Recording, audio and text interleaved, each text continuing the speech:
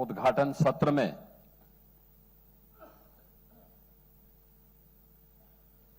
यहां पर प्रमुख अतिथि के रूप में उपस्थित भारत सरकार के IT, electronics, rail, information,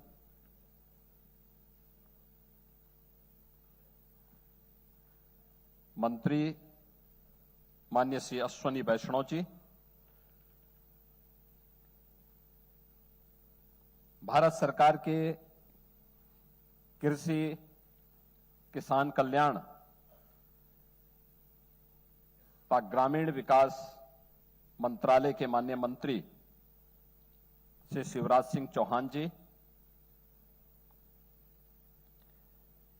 his excellency governor of Nagasaki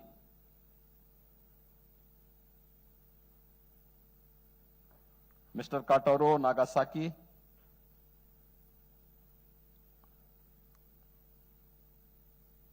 vice governor Yamanashi Uttar Pradesh शासन के मेरे सभी सहयोगी मंत्रीगण, वित्त मंत्री श्री सुरेश कुमार खन्ना जी, औद्योगिक विकास के मंत्री श्री नंदगोपाल गुप्ता नंदी जी, नगर विकास और ऊर्जा विभाग के मंत्री Shri A K. Sharma ji, IT and electronics के मिनिस्टर श्री सुनील कुमार शर्मा जी, औद्योगिक विकास के राज्य मंत्री श्री जसवंत सिंह सैनी जी,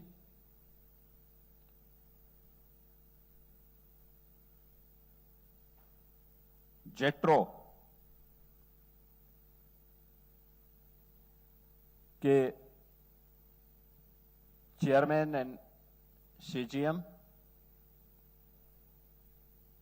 यूपी जापान इन्वेस्टमेंट मीट से जुड़े हुए आज के इस कार्यक्रम में उपस्थित सभी industry leaders, industry CEOs, Japan के नागासाकी से आए हुए सभी हमारे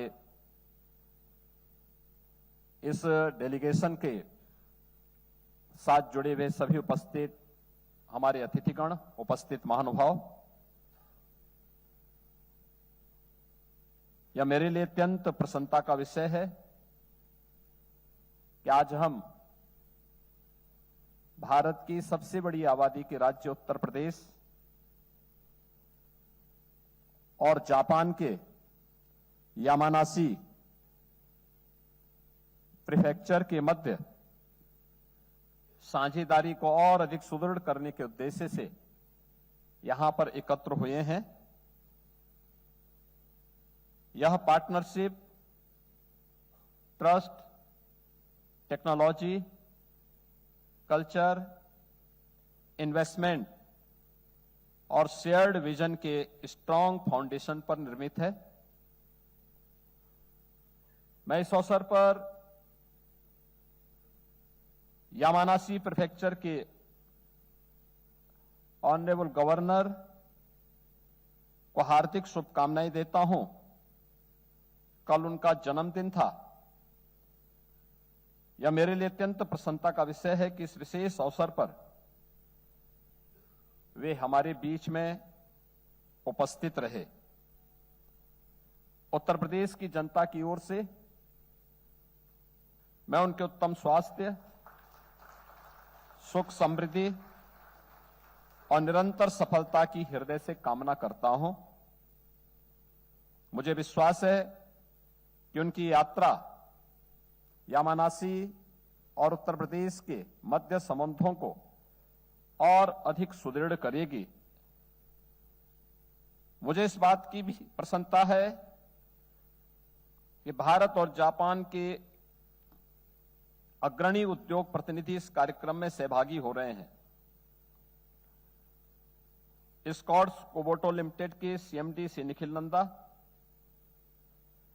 होंडा ट्रेडिंग कॉरपोरेशन इंडिया के प्रेसिडेंट एवं सीईओ श्री जोशी मोराकामी,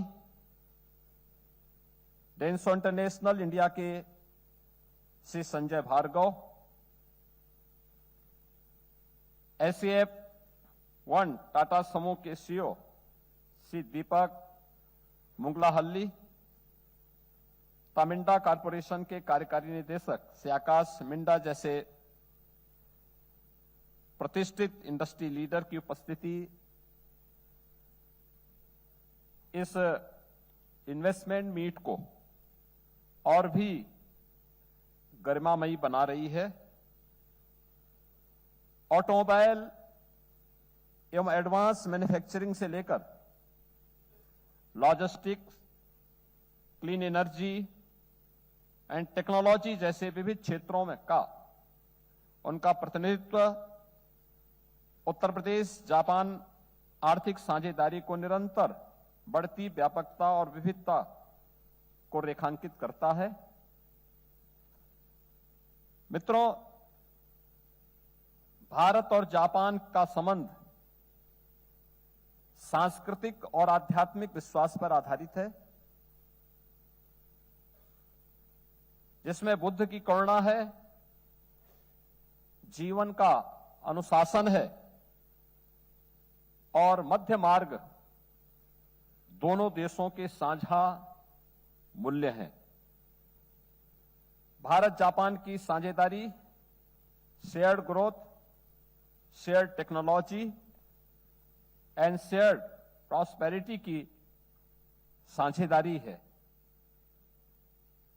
आदरणीय प्रधानमंत्री श्री नरेंद्र मोदी जी के मार्गदर्शन, स्पष्ट नीति, साफ नियत और दृढ़ संकल्प के साथ निरंतर सुधार करते हुए उत्तर प्रदेश आज भारत की टॉप 3 इकोनॉमी में शामिल होते हुए भारत के विकास का ग्रोथ इंजन बना है। बीते 9 वर्षों में हमने सेफ्टी, स्टेबिलिटी एंड स्पीड के साथ उत्तर प्रदेश के बजट को, उत्तर प्रदेश की GSDP को, उत्तर प्रदेश की पर कैपिटा इनकम को 3 गुना करने में सफलता प्राप्त की है। इस दौरान यूपी में वीमेन वर्कफोर्स पार्टिसिपेशन का भी जो भागीदारी है उसकी यह 3 गुना से अधिक हुई है। $1 ट्रिलियन की इकोनॉमी बनने की दिशा में हम मजबूती के साथ आगे बढ़े हैं। Infrastructure, logistics, industrial cost and good governance का एडवांटेज आज उत्तर प्रदेश के पास है। मल्टी मॉडल लॉजिस्टिक्स एवं इंडस्ट्रियल कॉरिडोर, इलेक्ट्रॉनिक्स एवं सेमीकंडक्टर इकोसिस्टम का डेटा सेंटर इंफ्रास्ट्रक्चर का निरंतर विस्तार किया जा रहा है। उत्तर प्रदेश में देश के कुल एक्सप्रेसवे का 60% हिस्सा, 17 एयरपोर्ट, भारत के सबसे बड़े रेल नेटवर्क, 7 सिटी में मेट्रो नेटवर्क, भारत का पहला रैपिड रेल, भारत के पहले इनलैंड वाटरवे,